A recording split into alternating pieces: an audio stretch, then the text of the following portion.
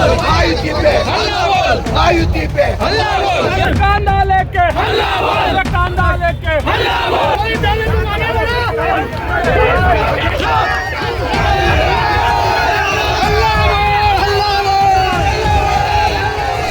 नाशिक जिल्हा आशियातील सर्वाधिक कांदा उत्पादन करणारा जिल्हा म्हणून ओळखला जातो.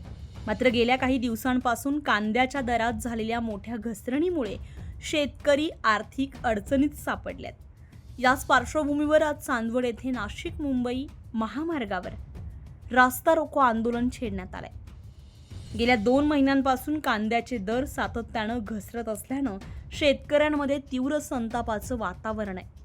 उत्पादन खर्चही निघत नसल्यानं शेतकरी अक्षरशः हवालदिल झाले आहेत. कांद्याला किमान हमीभाव मिळावा या प्रमुख मागणीसाठी महाविकास आघाडीच्या नेत्यांच्या नेतृत्वाखाली हे आंदोलन करण्यात आलंय. दरम्यान केंद्र सरकारने प्रति क्विंटल 1580 रुपये इतका किमान भाव जाहीर केला असला तरी तो सध्याच्या बाजारभावाच्या तुलनेत अत्यल्प असल्याची टीका आंदोलनकर्त्यांकडून करण्यात आली आहे. शिवाय हा दर केवळ मर्यादित म्हणजेच जास्तीत जास्त 2 लाख टन कांद्यापुरताच लागू होणार असल्यानं एकूण सुमारे 170 लाख टन उत्पादनाच्या तुलनेत हा निर्णय अत्यंत अपुरा असल्याचं शेतकऱ्यांचं म्हणणं आहे. त्यामुळे हा निर्णय म्हणजे शेतकऱ्यांच्या जखमेवर मीठ चोळण्यासारखा असल्याची तीव्र प्रतिक्रिया यावेळी उमटली आहे.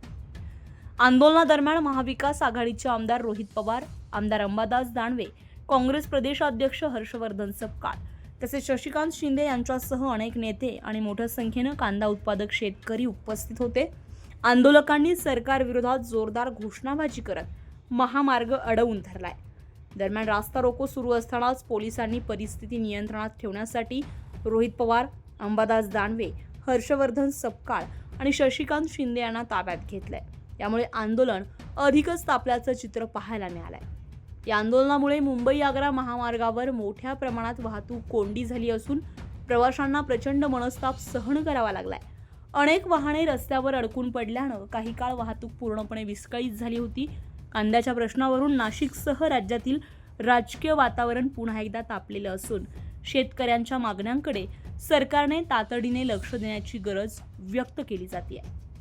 कांद्याच्या दराचा प्रश्न अजूनही मार्गी लागलेला नसताना अशा प्रकारच्या आंदोलनांची तीव्रता येत्या काळात वाढण्याची शक्यता नाकारता येत नाही. त्यामुळे शेतकऱ्यांना दिलासा देण्यासाठी सरकार कोणती ठोस पावलं उचलतंय याकडे सर्वांचंच लक्ष लागलंय. लोकमत.com साठी किरण नाईक, नाशिक.